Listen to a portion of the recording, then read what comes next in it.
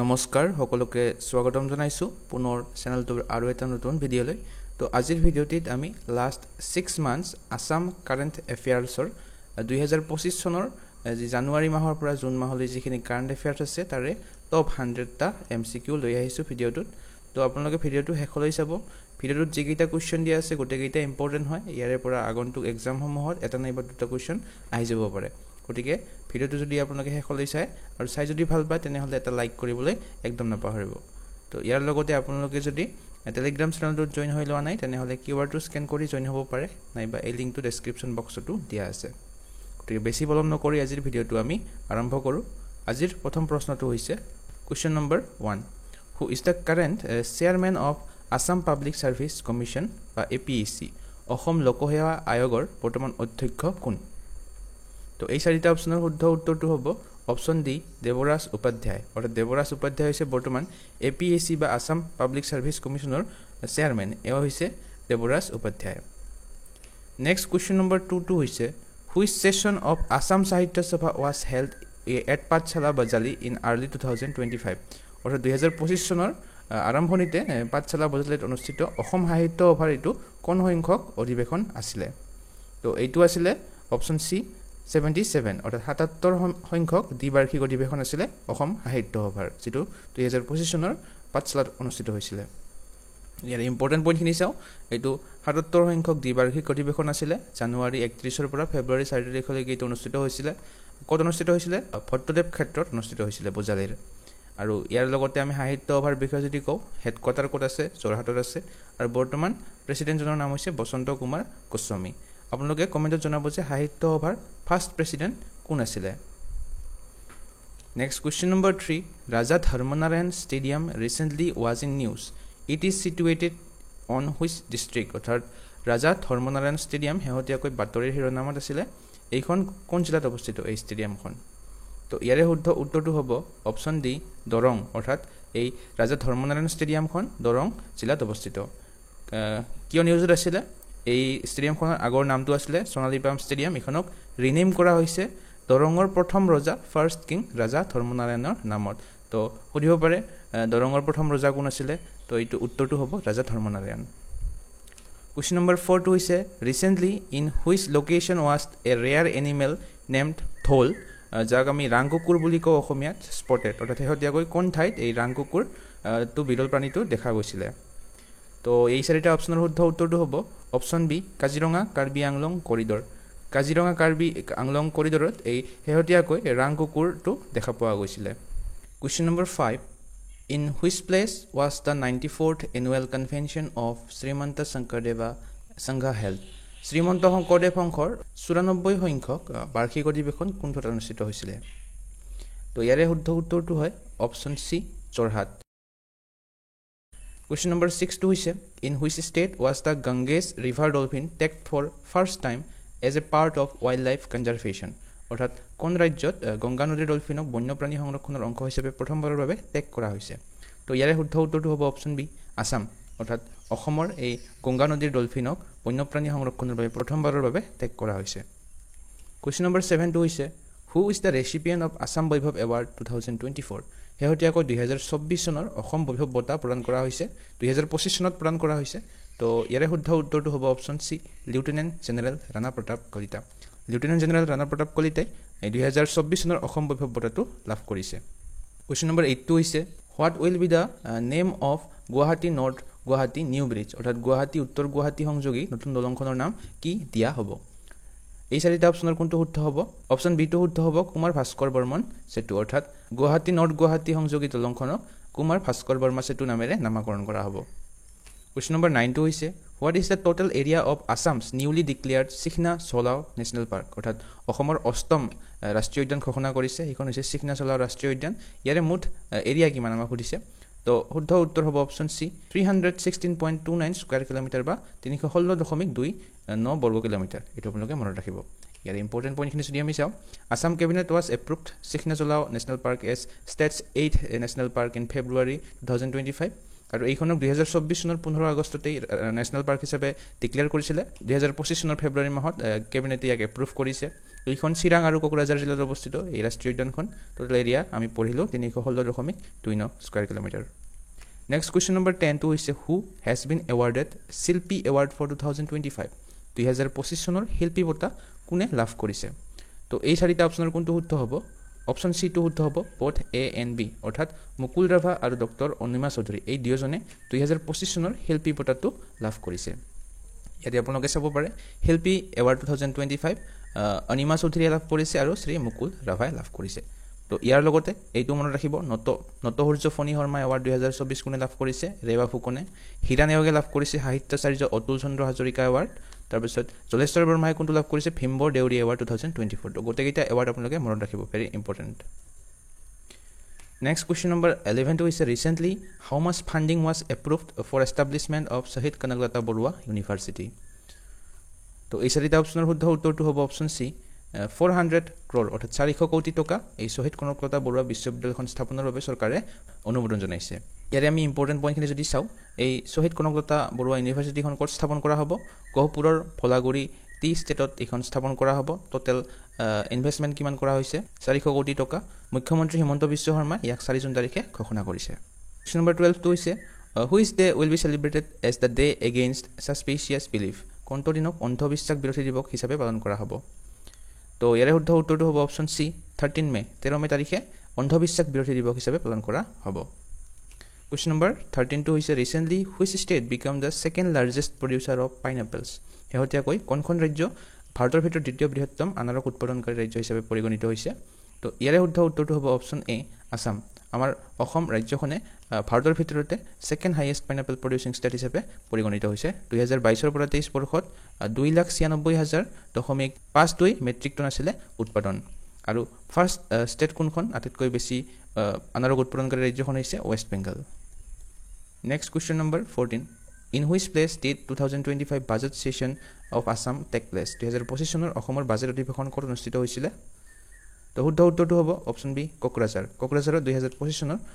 Budget অধিৱেশন অনুষ্ঠিত হৈছিলে এটা চাব পাৰি 17 ফেব্ৰুৱাৰী তাৰিখে অনুষ্ঠিত হৈছিলে আৰু এইখন অধিৱেশন প্ৰথমখন অধিৱেশন আছিলে যিখন গুৱাহাটীৰ বাহিৰত অনুষ্ঠিত হৈছিলে question number 15 who has been chosen for the Pratima Barua Pandey memorial award 2024 Pratima Barua Pandey সোঁৱৰণী বঁটা 2024 কোনে নিৰ্বাচিত হৈছে ইয়াৰে শুদ্ধ উত্তৰটো হ'ব অপচন বি দুৰ্গেশ্বৰ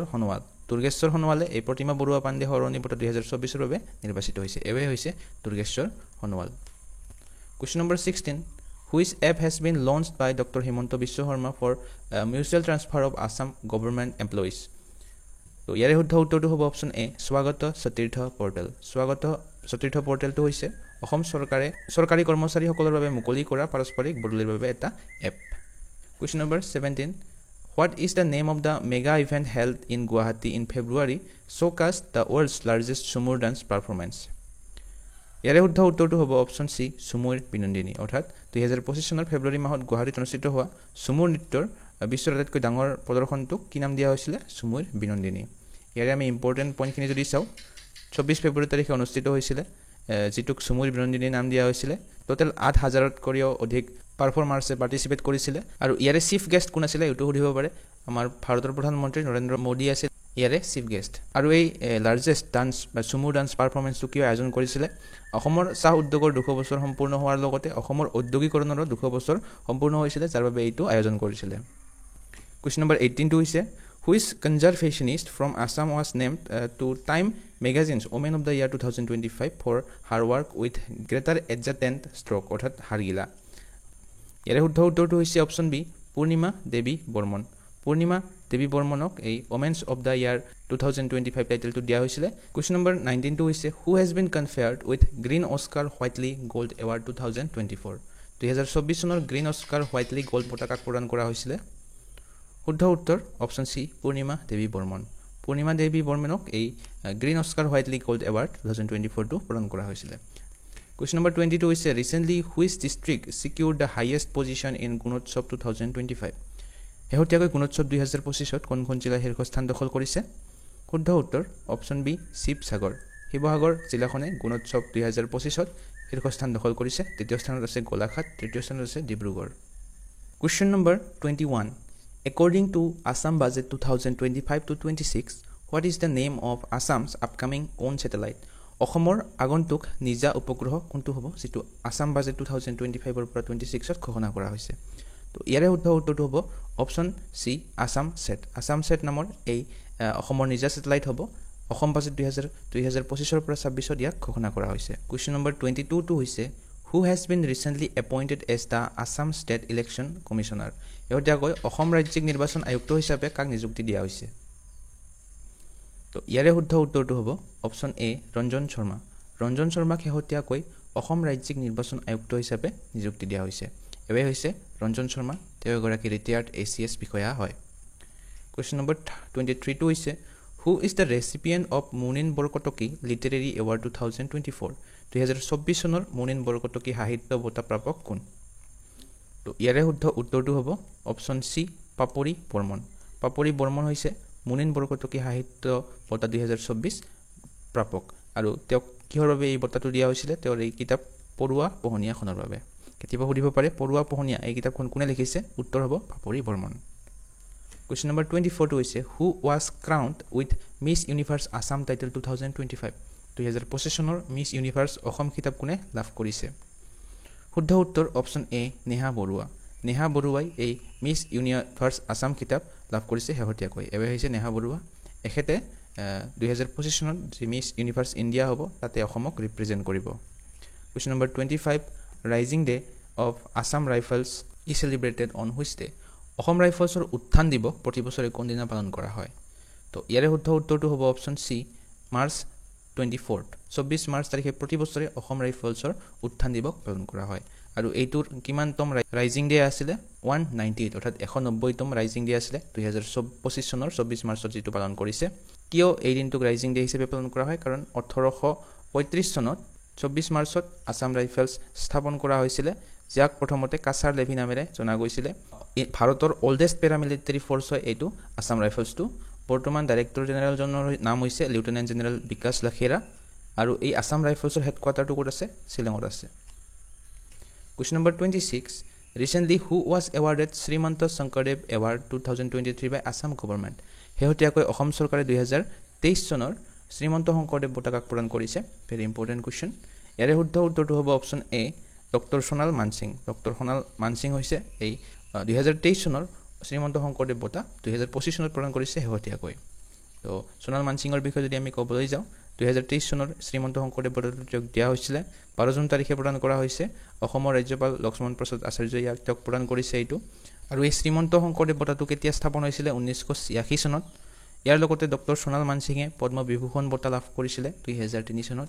পদ্মভূষণ লাভ কৰিছিল 1992 চনত আৰু সংগীত নাটক একাডেমি বঁটাও লাভ কৰিছিল 1987 চনত next question number 27 in March 2025 where did government approve the setting up of brownfield Namrup 4 ammonia urea fertilizer plant তো ইয়াৰে শুদ্ধ উত্তৰটো হ'ব অপশ্যন এ ডিব্ৰুগড় আছাম ডিব্ৰুগড়ৰ নামৰূপত এইটো ব্ৰাউনফিল্ড যাৰ নাম দিয়া হৈছে নামৰূপ 4 এমোনিয়া ইউৰিয়া সাৰ উদ্যোগটো স্থাপন কৰা বাবে অনুমোদন কৰা হৈছে Question number 28 Recently how many dolphins had been found in Assam in India's first ever riverine dolphin survey report ইয়াৰে শুদ্ধ উত্তৰটো হ'ব অপশ্যন এ 635টা ডলফিন পোৱা গৈছে ভাৰতৰ প্ৰথমটো ডলফিন জৰীপ প্ৰতিবেদনত ইয়াৰ ইম্পৰ্টেণ্ট পইণ্টখিনি যদি চাওঁ প্ৰথমবাৰৰ বাবে এইটো ৰিভাৰ ডলফিন ছাৰ্ভে চলোৱা হৈছিলে যেটো ৰিলিজ কৰিছে কোনে প্ৰধানমন্ত্ৰী নৰেন্দ্ৰ মোদী ইয়াক ৰিলিজ কৰিছিলে টোটেল 6327টা ডলফিন পোৱা গৈছে গোটেই ইণ্ডিয়াতে আটাইতকৈ বেছি ডলফিন পোৱা গৈছে উত্তৰ প্ৰদেশ ৰাজ্যখনত 2397টা Question number 29 Who was awarded the Dr. Bhupen Hazarika Award in 2025 2025 চনৰ ডক্টৰ ভূপেন হাজৰিকা বঁটা কোনে লাভ কৰিছে তো ইয়াৰে শুদ্ধ উত্তৰটো হ'ব অপশ্যন বি জুবিন গাৰ্গে ডক্টৰ ভূপেন হাজৰিকা বঁটা 2025 টো লাভ কৰিছে Question number 32 হৈছে under the new policy all government notification act rules and regulation of Assam must be issued in which languages তো ইয়াৰে শুদ্ধ উত্তৰটো হ'ব option C Assamese and English অৰ্থাৎ অসমীয়া আৰু ইংৰাজী এই দুয়োটা ভাষাতে অসমৰ যিবিলাক চৰকাৰী অধিসূচনা আইন নিয়ম বিধিবিলাক প্ৰকাশ কৰিব লাগিব Question number 31 Which areas are specifically allowed to use local language in official communication under 6th schedule ষষ্ঠ অনুসূচী অনুসৰি কোন কেইখন অঞ্চলত চৰকাৰী জাননীসমূহত স্থানীয় ভাষা ব্যৱহাৰৰ অনুমতি আছে তো ইয়াৰে শুদ্ধ উত্তৰটো হ'ব option B Barak valley hill district and BTR এই তিনিখন ঠাইত স্থানীয় ভাষা ব্যৱহাৰ কৰিব পাৰিব question number 32 The use of Assamese as the official language in Assam is mandated under which legislative act?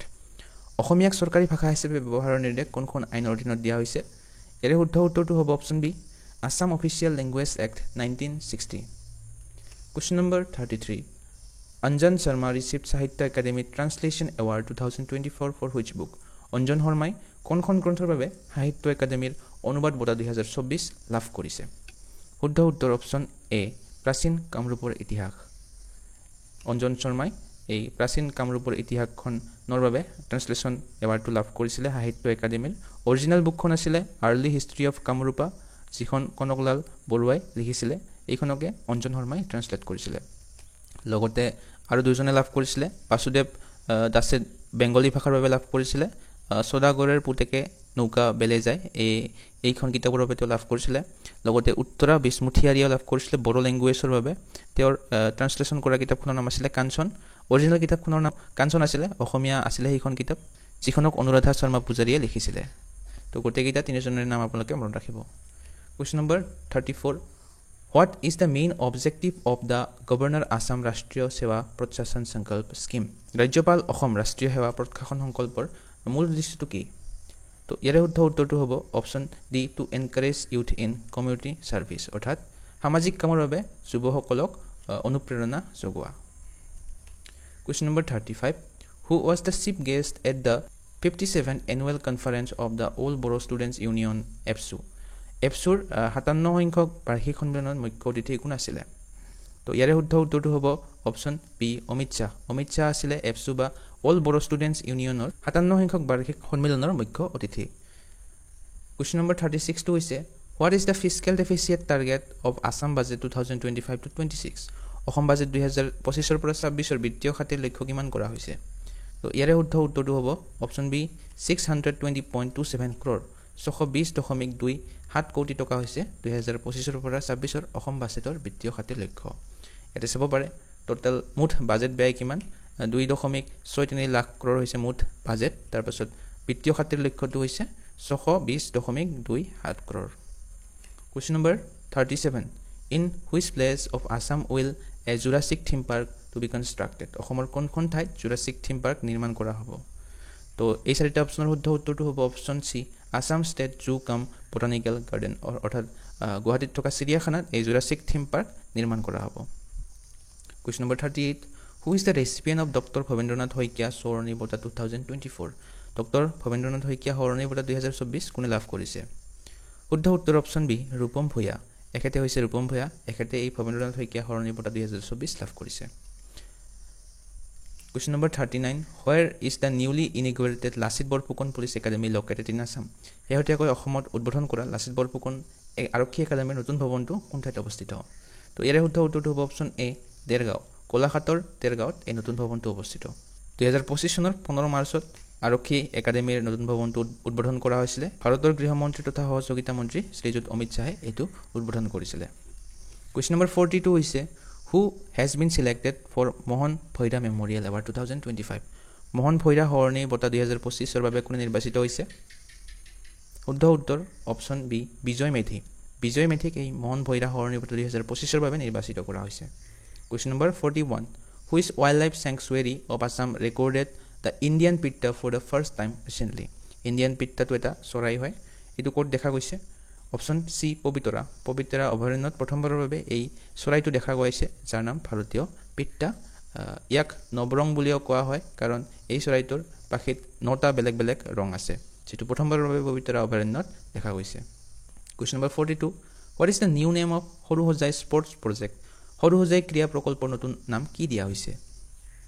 তো এই চাৰিটা অপশ্যনৰ শুদ্ধ উত্তৰটো হ'ব option A Arjun Bhogeswar Baruah sports complex Question number 43 is which polytechnic institute in Assam is proposed to be upgraded to an engineering college under the Assam budget? অর্থাৎ কোনখন polytechnic ইনষ্টিটিউটক অভিযান্ত্ৰিক মহাবিদ্যালয়লৈ আপগ্ৰেড কৰা হ'ব সেইখন হৈছে ডিব্ৰুগড় পলিটেকনিক আৰু এই ডিব্ৰুগড় পলিটেকনিকখন ক'ত অৱস্থিত লাহোৱালত অৱস্থিত Question number 44 who is the only person to win Padma Bhushan Award from Assam in 2025? 2025 চনত অসমৰ পৰা কেৱল এজনে পদ্মভূষণ বঁটা লাভ কৰিছিলে তেওঁ হৈছে অপশ্যন বি যতীন গোস্বামী এখেতে হৈছে যতীন গোস্বামী একমাত্ৰ ব্যক্তি যিয়ে পদ্মভূষণ বঁটা লাভ কৰিছে 2025 চনত যতীন গোস্বামীৰ জন্ম হৈছিলে 1933 চনৰ 2 আগষ্ট তাৰিখে তেওঁ এগৰাকী ক্লাছিকেল ডেন্সাৰ হয় সত্ৰীয়া নৃত্যাচাৰ্য হয় তেওঁ এগৰাকী লগতে গুৱাহাটীত থকা সত্ৰীয় একাডেমীৰ তেওঁ ফাউণ্ডাৰ আৰু ডাইৰেক্টৰ হয় 2004 চনত তেওঁ সংগীত নাটক একাডেমী এৱাৰ্ড লাভ কৰিছিলে আৰু 2008 চনতে তেওঁ পদ্মশ্ৰী বঁটা লাভ কৰিছিলে তেওঁৰ সত্ৰীয়া নৃত্যৰ বাবে আগবঢ়োৱা অৱদানৰ বাবে next question number 45 Assam's Sri Anil Kumar Boro won Padma Shri Award in which field in 2025 2025 চনত অসমৰ অনিল কুমাৰ বৰুৱাই কোনটো ক্ষেত্ৰত পদ্মশ্ৰী বঁটা লাভ কৰিছিলে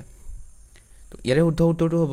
option C literature and education সাহিত্য আৰু শিক্ষাৰ বাবে পদ্মশ্ৰী বঁটা লাভ কৰিছিলে অনিল কুমাৰ বৰুৱাই পদ্মশ্ৰী বঁটা টোটেল 4 জনে লাভ কৰিছিলে অনিল কুমাৰ বড়ো সাহিত্য আৰু শিক্ষাৰ বাবে শ্ৰীমতী গীতা উপাধ্যায়ও সাহিত্য আৰু শিক্ষাৰ বাবে লাভ কৰিছিলে ইয়াৰ লগতে শ্ৰী চৈন্যচৰণ ভাটাৰীয়ে লাভ কৰিছিলে কলা শাখাৰ বাবে লগতে ৰেবাকন্ত মহন্তও লাভ কৰিছিলে কলা শাখাৰ বাবে টোটেল 5 জনে পদ্ম বঁটা লাভ কৰিছিলে পদ্মভূষণ এজনে লাভ কৰিছিলে শ্ৰী যতীন গোস্বামী আৰু পদ্মশ্ৰী 4 জনে পদ্মবিভূষণ এটাও লাভ কৰা নাছিলে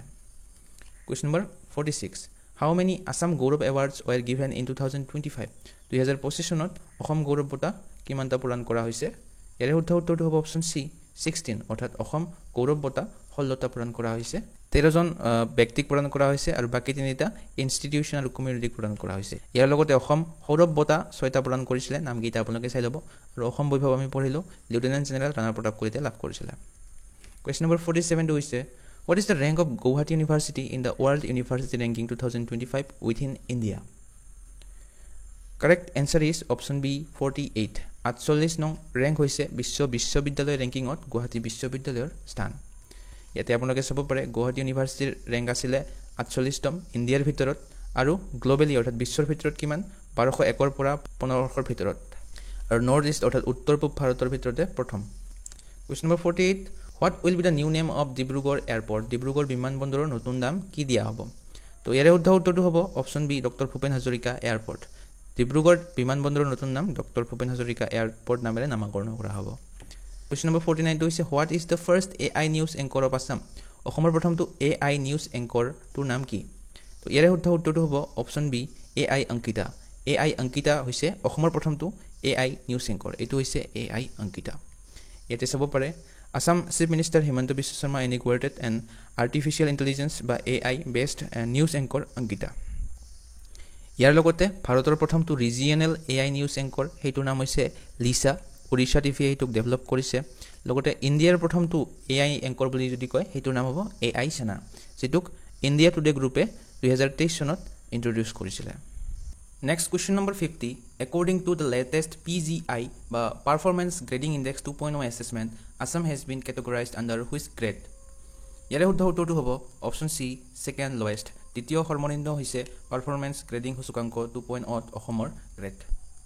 এটা চাব পাৰে Assam ranked in second lowest grade in National School Education Index লাষ্টত আছে অৰুণাচল প্ৰদেশ আৰু মেঘালয়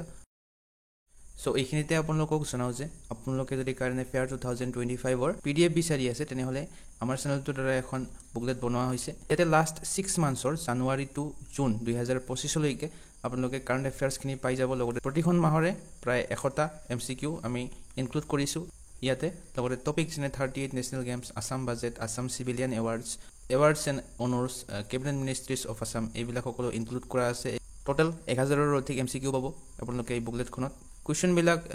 MCQ ফৰমেটত দিয়া আছে আৰু যিবিলাক ৰিলেটেড পইণ্টছ আছে হেবিলাকো এটাচ কৰি দিয়া আছে গতিকে যদি এই বুকলেটখন আপোনালোকে পাৰচেজ কৰিব বিচাৰে তেনেহলে এই স্ক্ৰিনত দিয়া ফোন নম্বৰটোত WhatsApp কৰি আপোনালোকে এইখন পাৰচেজ কৰিব পাৰে Question number 51 In which place of Northeast first highway based emergency landing facility ELF being constructed এই চাৰিটা অপচনৰ শুদ্ধ উত্তৰটো হ'ব অপচন এ মোৰান বাইপাছত উত্তৰ পূব ভাৰতৰ প্ৰথমটো ঘাইপথ ভিত্তিক জৰুৰীকালীন অৱতৰণ সুবিধা নিৰ্মাণ কৰি থকা হৈছে ইয়াতে আপোনালোকে ইম্পৰ্টেন্ট পইণ্ট দিব পাৰে নেশনেল হাইৱে 127ত ইয়াক নিৰ্মাণ কৰি থকা হৈছে নৰ্থ ইষ্টৰ প্ৰথমটো ELF হ'ব এইটো যেটো ইণ্ডিয়ান এয়াৰ ফৰ্চক বহুত সহায় কৰিব ডিব্ৰুগড়ৰ মোৰান বাইপাছত এইটো নিৰ্মাণ কৰি থকা হৈছে টোটাল ইনভেষ্ট কৰা হৈছে 150 crore টকা next question number 52 How many Zilla Parishad seats did National Democratic Alliance NDA win in Assam Panchayat election 2025 2025 ৰ অসম পঞ্চায়ত নিৰ্বাচনত NDA কিমান জিলা পৰিষদ এখন জয় কৰিছে তো তো ইয়াৰে শুদ্ধ উত্তৰটো হ'ব অপশ্যন বি 300 300খন আসন এনডিএ লাভ কৰিবলৈ সক্ষম হৈছে question number 53 What is the new name of Lala Lajpat Rai Marg in Delhi renamed on Borofa Upendranath Brahma's 35th death anniversary? শুদ্ধ উত্তৰটো হ'ব অপশ্যন সি বৰফা উপেন্দ্ৰনাথ ব্ৰহ্মা মাৰ্গ উপেন্দ্ৰনাথ ব্ৰহ্মৰ 35 সংখ্যক মৃত্যু বাৰ্ষিকীত এই দিল্লীত থকা লালা লাজপত ৰায় মাৰ্গটোক নতুন নামকৰণ কৰা হৈছে বৰফা উপেন্দ্ৰনাথ ব্ৰহ্ম মাৰ্গেৰে question number 54 Who has been appointed as the new Director General of CRPF 2025 চনত CRPF ৰ নতুন ডিজি হিচাপে কাক নিযুক্তি দিয়া হৈছে শুদ্ধ উত্তৰ অপশ্যন বি জ্ঞানেন্দ্ৰ প্ৰতাপ সিং জ্ঞানেন্দ্ৰ প্ৰতাপ সিংক এই CRPF Central Reserve Police Forceৰ ডিজি বা Director General হিচাপে নিযুক্তি দিয়া হৈছে question number 55 Recently who became the second runners up at Britain's Got Talent শেহতীয়াকৈ ব্ৰিটেইনছ গট টেলেণ্টৰ ৰানাৰ্ছ আপ কোন আছিলে শুদ্ধ উত্তৰ অপশ্যন সি বিনীতা চেত্ৰী মাত্ৰ 9 বছৰীয়া হয় বিনীতা চেত্ৰী যিয়ে second runners up position Britain got টেলেণ্টত লাভ কৰিছে প্ৰথম ভাৰতীয় হয় যিয়ে ব্ৰিটেইন গট টেলেণ্টৰ ফাইনেলত প্ৰৱেশ কৰিছিলে question number 56 Which two locations are connected by Greenfield NH6 on hybrid NET mode কোন দুখন ঠাই গ্ৰীণফিল্ড নেশ্যনেল হাইৱে 6 ৰ দ্বাৰা সংযোগ কৰা হৈছে তো ইয়াৰে শুদ্ধ উত্তৰটো হ'ব অপশ্যন বি মাউলিংখুং এণ্ড পঞ্চগ্ৰাম মাউলিংখুং আৰু পঞ্চগ্ৰাম এই দুখন ঠাই গ্ৰীণফিল্ড NH6 ৰ দ্বাৰা সংযোগ কৰা হৈছে Question number 57 What is Assam's current GSDP growth rate between fiscal year 20 and fiscal year 2025 2020 ৰ পৰা 2025 বিত্তীয় বছৰৰ ভিতৰত অসমৰ বৰ্তমান GSDP বৃদ্ধিৰ হাৰ কিমান ইয়াৰে শুদ্ধ উত্তৰটো হ'ব অপশ্যন বি 7.94% 7.94% হৈছে বৰ্তমান অসমৰ GSDP Question number 58 Jogikhopa Inland Waterways Terminal is part of which national waterway and serves as a port of call for Bhutan and Bangladesh শুদ্ধ উত্তৰ অপশ্যন বি নেশ্যনেল ৱাটাৰৱে 2 ৰাষ্ট্ৰীয় জলপথৰ অংশ হয় যোগীখোপা আভ্যন্তৰীণ জলপথ টাৰ্মিনেলটো যিয়ে ভুটান আৰু বাংলাদেশৰ বন্দৰ হিচাপেও কাম কৰিব Question number 59 Which app received PM's Award of Excellence in Public Administration on April 21, 2025 শুদ্ধ উত্তৰ অপশ্যন সি শিক্ষা সেতু নামৰ এই এপটোৱে 2025 চনৰ 21 এপ্ৰিলত ৰাজহুৱা প্ৰশাসনত উৎকৃষ্টতাৰ বাবে PMৰ বঁটা লাভ কৰিছিল Question number 60 In April 2025 a rare golden tiger also known as golden tabby tiger has been spotted on which national park অসমৰ কোনখন ৰাষ্ট্ৰীয় উদ্যানত দেখা গৈছে শুদ্ধ উত্তৰ অপশ্যন এ কাজিৰঙা নেশ্যনেল পাৰ্ক কাজিৰঙা ৰাষ্ট্ৰীয় উদ্যানত এইটো ৰেয়াৰ যিটো গোল্ডেন টেবি টাইগাৰ বুলি কোৱা হয় এই বাঘটো এইটো দেখা গৈছে শেহতীয়াকৈ এপ্ৰিল মাহত Question number 61 On the occasion of World Turtle Day 2025 which temple in Assam was officially recognized for its contribution to freshwater turtle conservation অৰ্থাৎ বিশ্ব কাছ দিৱস 2025 ৰ দিনা কোনটো মন্দিৰক অফিচিয়েলি ৰিকগনাইজ কৰা হৈছে কাছ সংৰক্ষণৰ বাবে শুদ্ধ উত্তৰ অপশ্যন বি নাগশংকৰ টেম্পল এই নাগশংকৰ মন্দিৰটোক শেহতীয়াকৈ কাছ সংৰক্ষণৰ বাবে স্বীকৃতি দিয়া হৈছে এই নাগশংকৰ মন্দিৰটো অসমৰ বিশ্বনাথ জিলাত অৱস্থিত Next question number 62 On the 7th day of Bohag a unique dole marriage tradition is followed This custom is associated with which river of Assam Bohag mahor 7ম দিনা উদযাপন হোৱা পুতলা বিবাহৰ পৰম্পৰা অসমৰ কোনখন নদীৰ সৈতে জড়িত তো ইয়াৰে শুদ্ধ উত্তৰটো হ'ব অপশ্যন সি কালদিয়া ৰিভাৰ কালদিয়া নদীৰ সৈতে জড়িত এই পুতলা বিবাহৰ পৰম্পৰাটো Question number 63 টো হৈছে Who has been awarded Gurudev Kalicharan Brahma Award 2025 Gurudev Kalicharan Brahma Award 2025 কাক প্ৰদান কৰা হৈছে শুদ্ধ উত্তৰ অপশ্যন এ অচ্যুত সামন্তক এই গুৰুদেৱ কালিচৰণ বঁটা 2025 প্ৰদান কৰা হৈছে এখেতে হৈছে Achyuta Samanta Question number 64 What is the main objective of জীবন অনুপ্ৰেৰণা স্কিম 2025 জীবন অনুপ্ৰেৰণা যোজনা 2025 ৰ মুখ্য উদ্দেশ্য কি শুদ্ধ উত্তৰটো হ'ব অপশ্যন সি সাপোৰ্ট ৰিসাৰ্চ স্কলাৰছ অৰ্থাৎ গৱেষণা কৰাসকলক সাপোৰ্ট কৰিবৰ বাবে এই জীবন অনুপ্ৰেৰণা আঁচনিটো 2025 ৰ দিয়া হৈছে এটি সব পাৰে 7 জুন তাৰিখে ইয়াক লঞ্চ কৰা হৈছিল ৰিসাৰ্চ স্কলাৰসকলক এককালীন 25000 টকা প্ৰদান কৰিব এই আঁচনিৰ জৰিয়তে লগতে যিবিলাক দিব্যাংগ ৰিসাৰ্চ স্কলাৰছ আছে তেওঁলোকক 40000 কোটি টকা এককালীনভাৱে প্ৰদান কৰিব এই আঁচনিৰ জৰিয়তে Question number 65 Recently India staged a major disaster relief exercise named Exercise Rahat in which state in May মে মাহত ভাৰতে কোনখন ৰাজ্যত এই এক্সাৰসাইজ ৰাহত নামৰ দুৰ্যোগ অনুশীলনটো চলাইছিল শুদ্ধ উত্তৰ অপশ্যন এ আসাম অসমত চলাইছিল এই exercise ৰাহতটো Question number 66 What was the mascot of the 64th annual conference of Boro Sahitya Sabha Boro Sahitya Sabhar 64 সংখ্যক বাৰ্ষিক অধিৱেশনৰ মাস্কটটো কি আছিল তো ইয়াৰে শুদ্ধ উত্তৰটো অপশ্যন বি কেকৰা আছিল বড়ো সাহিত্য সভাৰ 64 সংখ্যক বাৰ্ষিক অধিৱেশনৰ মাস্কটটো ইয়াৰ ইম্পৰ্টেন্ট পইণ্ট শুনি যদি চাও 64th annual conference of Boro Sahitya Sabha হৈছিল ডিমাকুছিত অনুষ্ঠিত হৈছিল ওদালগুৰি জিলাৰ মাস্কটটো আছিল কেকৰা আৰু বড়ো সাহিত্য সভাৰ বিষয়ে যদি আমি ক'বলৈ যাও হেডকোৱাৰ্টাৰ কোকৰাঝাৰত অৱস্থিত আৰু বৰ্তমান প্ৰেসিডেন্ট কোন ডক্টৰ সুৰত নাৰ্জাৰী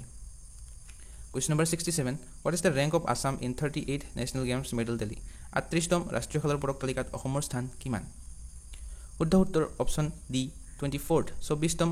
স্থান লাভ কৰিছে অসমে 38 সংখ্যক ৰাষ্ট্ৰীয় খেলত ইয়াতে টেবুলখন চাব পাৰে 24তম স্থানত অসমে টোটাল 34টা মেডেল লাভ কৰিছিলে 3টা গোল্ড মেডেল 15টা সিলভাৰ মেডেল আৰু ব্ৰঞ্জৰ পদক 16টা লাভ কৰিছিলে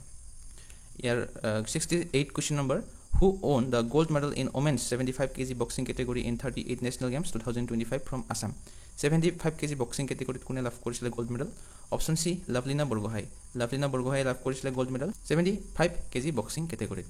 ইয়াৰ লগতে question number 69 66 kg welter weight category কোনে গোল্ড মেডেল লাভ কৰিছিলে 38 national games 2025 ত অংকুশিতা বৰুৱাই লাভ কৰিছিলে 66 kg welter weight শাখাত তো 75 kg শাখাত কোনে লাভ কৰিছিল লাভলিনা বৰগোহাঁই আৰু 66 kg শাখাত অংকুশিতা বৰুৱাই লাভ কৰিছে question number 70 who won gold medal in 38 national games in the women pair lone ball event from Assam 38 সংখ্যক ৰাষ্ট্ৰীয় গেমছত মহিলা জুটি লন বল ইভেন্টত কোনে স্বৰ্ণ পদক লাভ কৰিছিলে তো শুদ্ধ উত্তৰটো হ'ব option D Nayanmoni Saikia and Bongita Hazarika যুটীয়াভাৱে লাভ কৰিছিলে question number 71 which Assamese player set a record for most national games appearance from Assam কোনজন অসমীয়া খেলুৱৈয়ে অসমৰ পৰা সৰ্বাধিক ৰাষ্ট্ৰীয় খেলত অংশগ্ৰহণৰ অভিলেখ কৰিছে তো শুদ্ধ উত্তৰটো হ'ব অপশ্যন সি বংগীতা হাজৰিকাই ৰেকৰ্ড কৰিছে অসমৰ পৰা সৰ্বাধিক ৰাষ্ট্ৰীয় খেলত অংশগ্ৰহণ কৰাৰ বাবে 6th এপিয়াৰেন্স আছিল অৰ্থাৎ ষষ্ঠবাৰৰ বাবে তেওঁ ৰাষ্ট্ৰীয় খেলত অংশগ্ৰহণ কৰিছে প্ৰথম এপিয়াৰেন্স মানে প্ৰথম অংশগ্ৰহণ কৰিছিল 2007 চনত যেটো গুৱাহাটীত অনুষ্ঠিত হৈছিল 33rd নেশ্যনেল গেমছত question number 72 how much has been allocated with মুখ্যমন্ত্ৰী নিযুত মইনা scheme in Assam budget 2025 to 26 নিযুত মইনা আঁচনিৰ বাবে কিমান টকা আবণ্টন দিয়া হৈছে শুদ্ধ উত্তৰ অপশ্যন সি 391 crore 391 কোটি টকা আবণ্টন দিয়া হৈছে আসাম বাজেট 2025 ৰ পৰা 26 ৰ নিযুত মইনা আঁচনিৰ বাবে question number 73 for which book Samir Tanti awarded Sahitya Academy Award 2024 Samir Tanti কোনখন কিতাপৰ বাবে 2024 চনৰ সাহিত্য একাডেমী বঁটা প্ৰদান কৰা হৈছিল শুদ্ধ উত্তৰ অপশ্যন ডি ফৰিংবৰে বাটৰ কথা জানে এই কিতাপখনৰ বাবে সমীৰ তান্তিক সাহিত্য একাডেমী এৱাৰ্ড দিয়া হৈছিল 2024 চনৰ বাবে এতে চাব পাৰে আৰু দুজনে লাভ কৰিছিল সমীৰ তান্তিয়ে লাভ কৰিছিল অসমীয়া ভাষাৰ বাবে অৰুণ ৰাজা বৰুৱাই বড়ো ভাষাৰ বাবে দীপক কুমাৰ শৰ্মাই সংস্কৃত ভাষাৰ বাবে লাভ কৰিছিল এখন ভাস্কৰাচাৰিতম নামৰ এই সংস্কৃত কিতাপখনৰ বাবে লাভ কৰিছিল সাহিত্য একাডেমী বঁটাটো লগতে অৰুণ ৰাজা ব্ৰহ্মই তেওঁৰ স্বৰ্ণী ঠাখাই নামৰ বড়ো এইখন উপন্যাসখনৰ বাবে লাভ কৰিছিল question number 74 who introduced the concept of অষ্টাদশ মুকুতাৰ উন্নয়নী মালা স্কিম অষ্টাদশ মুকুতাৰ উন্নয়নী মালা যোজনাটোৰ ধাৰণা কোনে প্ৰৱৰ্তন কৰিছিল তো শুদ্ধ উত্তৰটো হ'ব অপশ্যন সি হিমন্ত বিশ্ব শৰ্মা অসমৰ মুখ্যমন্ত্ৰী হিমন্ত বিশ্ব শৰ্মাই এই অষ্টাদশ মুকুতাৰ উন্নয়নী মালা স্কিমটোৰ প্ৰৱৰ্তন কৰিছিল question number 75 who won সাহিত্য একাডেমী যুৱ পুৰস্কাৰ 2024 for short story জাল কটা জুই 2024 ৰ কথা কৈ আছো যুৱ পুৰস্কাৰ কোনে লাভ কৰিছিল সাহিত্য একাডেমীৰ তেওঁৰ এই কিতাপ জাল কটা জুইৰ বাবে শুদ্ধ উত্তৰ অপশ্যন বি নয়নজ্যোতি শৰ্মাই জাল কটা জুই নামৰ চুটি গল্পখনৰ বাবে যুৱ পুৰস্কাৰ লাভ কৰিছিল 2024 চনৰ বাবে 2025 ৰ অলপ পিছত আমি পঢ়িম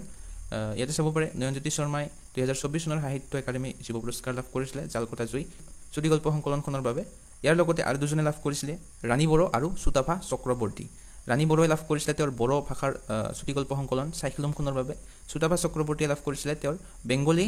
পোয়েট্ৰি কালেকশ্যন দাৰেজে হালুত ফুল গতজন্মখনৰ বাবে next question number 76 who on সাহিত্য একাডেমী বাল সাহিত্য পুৰস্কাৰ 2024 ফৰ দ্য এছামিজ নভেল বিপন্ন বিস্ময়ী খেল নামৰ অসমীয়া উপন্যাসখনৰ বাবে সাহিত্য একাডেমীৰ বাল সাহিত্য পুৰস্কাৰ 2024 কোনে লাভ কৰিছিল শুদ্ধ উত্তৰ অপশ্যন ডি ৰঞ্জু হাজৰিকাই বিপন্ন বিস্ময়ী খেল নামৰ এই উপন্যাসখনৰ বাবে সাহিত্য একাডেমী বাল সাহিত্য পুৰস্কাৰ লাভ কৰিছিল ইয়াৰ লগতে বাল সাহিত্য পুৰস্কাৰ আৰু এজনে লাভ কৰিছিল ভি জেকভি মোছাহাৰী তেওঁৰ বড়ো কবিতা সংকলন পহুমা পণিবোৰ বাবে লাভ কৰিছিল এই বাল সাহিত্য পুৰস্কাৰটো এতিয়া আমি 2025 চনৰ বাল সাহিত্য পুৰস্কাৰ ডিসকাস কৰিম তো 2025 চনৰ সাহিত্য একাডেমী বাল সাহিত্য পুৰস্কাৰ কোনে লাভ কৰিছে অপশ্যন সি সুৰেন্দ্ৰ মোহন দাসে অসমীয়া ভাষাত তেওঁৰ এই কিতাপ মইনাহতৰ পাঠ্যখনৰ বাবে সাহিত্য একাডেমী বাল সাহিত্য পুৰস্কাৰ লাভ কৰিছে নেক্সট কুৱেশ্যন আমি চাম 78 ৰিসেন্টলি হু ওয়াজ এৱাৰ্ডেড সাহিত্য একাডেমী বাল সাহিত্য পুৰস্কাৰ 2025 ফৰ বড়ো লেংগুৱেজ বড়ো ভাষাৰ বাবে কোনে লাভ কৰিছে বাল সাহিত্য পুৰস্কাৰ শুদ্ধ উত্তৰ অপশ্যন এ বিনয় কুমাৰ ব্ৰহ্মই বড়ো ভাষাৰ তেওঁৰ কিতাপ খান্থি বচন অৰো আখু দানাই নামৰ এই কিতাপখনৰ বাবে সাহিত্য একাডেমীৰ বাল সাহিত্য পুৰস্কাৰ 2025 লাভ কৰিছে এতিয়া কুৱেশ্যন নম্বৰ 79 ৰিসেন্টলি হু ওয়াজ এৱাৰ্ডেড সাহিত্য একাডেমী যুৱ পুৰস্কাৰ ইন 2025 ইন এছামিজ লেংগুৱেজ শেহতীয়াকৈ অসমীয়া ভাষাত কোনে সাহিত্য একাডেমী যুৱ পুৰস্কাৰ 2025 লাভ কৰিছে তো ইয়াৰে শুদ্ধ উত্তৰটো হ'ব অপশ্যন বি সুপ্ৰকাশ ভূঞাই তেওঁৰ এই কিতাপ কুচিয়া নামাখনৰ বাবে সাহিত্য একাডেমী যুৱ পুৰস্কাৰ লাভ কৰিছে কুৱেশ্যন নম্বৰ 80 এতিয়া সুধিছে বড়ো ভাষাৰ বাবে কোনে সাহিত্য একাডেমী যুৱ পুৰস্কাৰ লাভ কৰিছে তো তেওঁৰ নাম হৈছে অপশ্যন ডি শ্ৰী অমৰ খুংগুৰ বড়ো শ্ৰী অমৰ খুংগুৰ বড়োৱে বড়ো ভাষাৰ বাবে সাহিত্য একাডেমী যুৱ পুৰস্কাৰ লাভ কৰিছে তেওঁৰ কিতাপখনৰ নাম হৈছে আং আসুৰ ইয়াতে একেলগে দিয়া হৈছে সাহিত্য একাডেমী উইনাৰ্ছ 2025 বাবে বাল সাহিত্য পুৰস্কাৰ আমি পঢ়িলোঁ সুৰেন্দ্ৰ মোহন দাসে লাভ কৰিছে বিনয় কুমাৰ ব্ৰহ্ম বড়ো ভাষাৰ বাবে লাভ কৰিছে ইয়াতে যুৱ পুৰস্কাৰ কোনে লাভ কৰিছে সুপ্ৰকাশ ভূঞাই অসমীয়াৰ বাবে লাভ কৰিছে আৰু অমৰ খুংগুৰ বড়োৱে বড়ো ভাষাৰ বাবে লাভ কৰিছিল গতিকে চাৰিজনৰে নাম আৰু তেওঁলোকৰ কিতাপ এইখন আপোনালোকে মনত ৰাখিব question number 81 in February 2025 the second Simlu Uttat festival was celebrated in which location 2025 চনৰ ফেব্ৰুৱাৰী মাহত দ্বিতীয় শিমলু উত্তত উৎসৱ কোন স্থানত উদযাপন কৰা হৈছিলে শুদ্ধ উত্তৰটো হ'ব অপশ্যন এ নগাঁও জিলাত উদযাপন কৰা হৈছিলে এই দ্বিতীয় শিমলু উত্তত উৎসৱটো ইয়াতে চাব পাৰে নগাঁৱৰ লাওখোৱাৰ বাৰুংগুৰিৰ এটা জনগোষ্ঠীয় ইক' ৰিজৰ্ট বিয়াচুং নাট এই দ্বিতীয় শিমলু মহোৎসৱটো অনুষ্ঠিত কৰা হৈছিলে question number 82 recently who inaugurated the North East summit 2025 শেহতীয়াকৈ নৰ্থ ইষ্ট সামিট 2025 কোনে উদ্বোধন কৰিছে শুদ্ধ উত্তৰ অপশ্যন চি লক্ষ্মণ প্ৰসাদ আচাৰ্য অসমৰ ৰাজ্যপাল লক্ষ্মণ প্ৰসাদ আচাৰ্যই নৰ্থ ইষ্ট সামিট 2025 উদ্বোধন কৰিছে যিটো ফেব্ৰুৱাৰী মাহৰ 22 পৰা 23 তাৰিখলৈকে আয়োজন কৰা হৈছিলে question number 83 who is the current speaker of Assam legislative assembly Assam বিধানসভাৰ বৰ্তমান অধ্যক্ষ কোন তো ইয়াৰে শুদ্ধ উত্তৰটো হ'ব অপশ্যন ডি বিশ্বজিৎ দৈমাৰী হৈছে বৰ্তমান current speaker of Assam legislative assembly next question number 84 who is the current deputy speaker of Assam legislative assembly সকলোৱে জানো অসম বিধানসভাৰ উপাধ্যক্ষগৰাকীৰ নাম কি নুমল মমিন হৈছে অসমৰ বৰ্তমান বিধানসভাৰ উপাধ্যক্ষ question number 85 who is the recipient of Mamoni Raisom Goswami memorial award 2024 2024 চনৰ মামণি ৰয়ছম গোস্বামী সৰণি বঁটা কোনে লাভ কৰিছে শুদ্ধ উত্তৰ অপশ্যন এ ডক্টৰ কৰবী ডেকা হাজৰিকাই এই মামণি ৰয়ছম গোস্বামী এৱাৰ্ড 2024 লাভ কৰিছে ইয়াতে গোটেইকেইটা এৱাৰ্ড দিয়া হৈছে গীতিকবি পাৰ্বতী প্ৰসাদ বৰুৱা এৱাৰ্ড শাশ্বতী ভট্টাচাৰ্যই লাভ কৰিছে অমল প্ৰভা দাস এৱাৰ্ড লাভ কৰিছে বন্দনা দত্তই চন্দ্ৰপ্ৰভা শইকীয়ানী এৱাৰ্ড লাভ কৰিছে সুনীতা শংকাকটিয়ে মামণি ৰয়ছম এৱাৰ্ড আমি পঢ়িলোঁ কৰবী ডেকা হাজৰিকাই লাভ কৰিছিলে তাৰপিছত ছৈয়দ আব্দুল মালিক এৱাৰ্ড কোনে লাভ কৰিছিলে জয়ন্ত মাধৱ বৰাই লাভ কৰিছিলে আহমেদ বাস্কাণ্ডি এৱাৰ্ড কোনে লাভ কৰিছিলে শ্ৰী তাৰেণ চন্দ্ৰ বৰুৱাই লাভ কৰিছে গণেশ গগৈ এৱাৰ্ড কৰিছে অনিছ উজ জামাম বীৰ ৰাঘৱ মৰাণ এৱাৰ্ড লাভ কৰিছে শ্ৰী জীৱেশ্বৰ মোহান তো গোটেইকেইটা এৱাৰ্ড আপোনালোকে মনত ৰাখিব question number 86 who won bronze medal for Assam in Khelo India para games 2025 Khelo India para games 2025 অসমৰ পৰা কোনে ব্ৰঞ্জৰ পদক লাভ কৰিছে শুদ্ধ উত্তৰ অপশ্যন চি চিৰঞ্জিতা ভৰালীয়ে অসমৰ পৰা ব্ৰঞ্জৰ পদক লাভ কৰিছে Khelo India para games question number 87 in which place has the Assam state cabinet announced that upcoming electronic city will be named after Ratan Tata electronic city শুদ্ধ উত্তৰ অপশ্যন বি জাগিৰত question number 88 which specific form of Assamese jewellery was awarded the GI tag in 2025 শুদ্ধ উত্তৰ option A traditional Assamese jewellery পাৰম্পৰিক অসমীয়া গহনাই 2025 চনত GI tag লাভ কৰিছে question number 89 Sati Sadhini Divas is observed in Assam on which date every year অসমত প্ৰতি বছৰে কেতিয়া সতী সাধিনী দিৱস পালন কৰা হয় শুদ্ধ উত্তৰটো হ'ব অপশ্যন এ 21 এপ্ৰিল প্ৰতি বছৰে 21 এপ্ৰিল তাৰিখে আমি সতী সাধিনী দিৱস পালন কৰোঁ কুৱেশ্যন নম্বৰ 90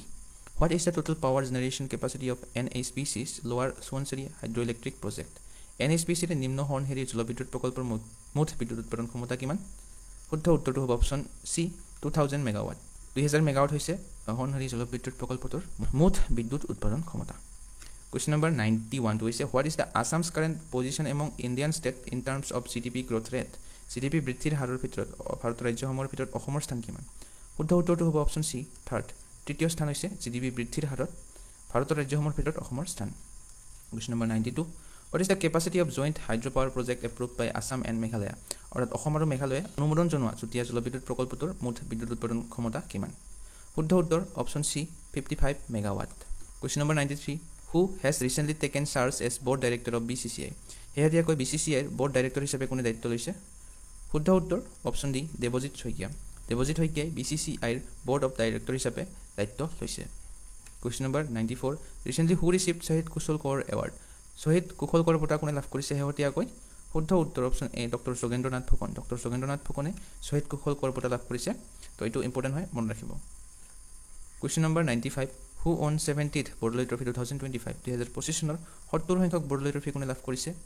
শুদ্ধ উত্তৰ অপশ্যন বি NF ৰেলৱে বা north eastern frontier railway Bordoloi trophy জয় কৰিছে 2025 চনৰটো এটি চাব পাৰে চেম্পিয়ন হৈছে NF ৰেলৱে 70 সংখ্যক এডিশ্যন আছিলে এই বৰদলৈ ট্ৰফি 2025 টো ৰানাৰ্ছ আপ হৈছে north east United FC Bordoloi trophy কেতিয়া এষ্টাব্লিছ কৰা হৈছিলে 1952 চনত অসমৰ প্ৰথম মুখ্যমন্ত্ৰী গোপীনাথ বৰদলৈৰ নামেৰে নামাকৰণ কৰা হৈছে এই ফুটবল প্ৰতিযোগিতাটো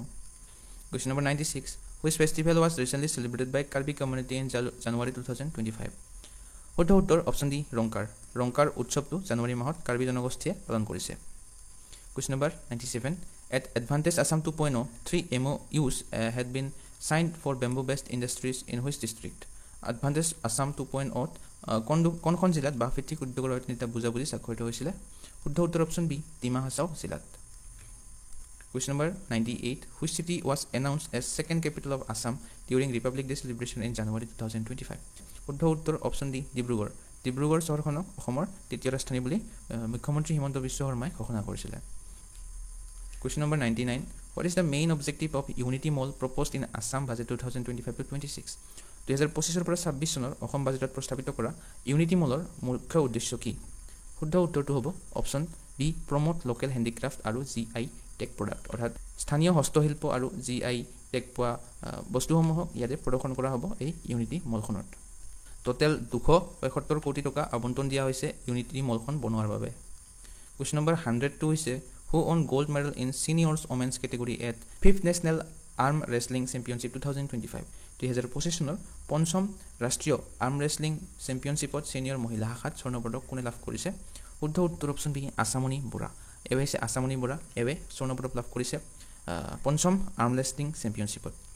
আজিৰ ভিডিঅ'টোৰ প্ৰশ্নটো হৈছে হু is the current transport minister of Assam অসমৰ বৰ্তমান পৰিবহণ মন্ত্ৰী কোন তো এই চাৰিটা অপশ্যনৰ কোনটো শুদ্ধ হয় আপোনালোকে কমেণ্ট কৰি জনাব আপোনালোকে যদি কাৰেণ্ট এফেয়াৰ 2025 PDF বিচাৰি আছে তেনেহলে আমাৰ চেনেলটোৰ দ্বাৰা এখন বুকলেট বনোৱা হৈছে ইয়াতে লাষ্ট 6 মান্থছৰ জানুৱাৰী টু জুন 2025 লৈকে আপোনালোকে কাৰেণ্ট এফেয়াৰ্ছ খিনি পাই যাব লগতে প্ৰতিখন মাহৰে প্ৰায় 100টা MCQ আমি ইনক্লুড কৰিছো ইয়াতে লগতে টপিক যেনে 38 national games Assam budget Assam civilian awards and honours cabinet ministries of Assam এইবিলাক সকলো ইনক্লুড কৰা আছে টোটেল 1000ৰ অধিক MCQ পাব আপোনালোকে এই বুকলেটখনত Question বিলাক MCQ ফৰমেটত দিয়া আছে আৰু যিবিলাক ৰিলেটেড পইণ্টছ আছে সেইবিলাকো এটাচ কৰি দিয়া আছে গতিকে যদি এই বুকলেটখন আপোনালোকে পাৰচেজ কৰিব বিচাৰে তেনেহলে এই স্ক্ৰিনত দিয়া ফোন নম্বৰটোত WhatsApp কৰি আপোনালোকে এইখন পাৰচেজ কৰিব পাৰে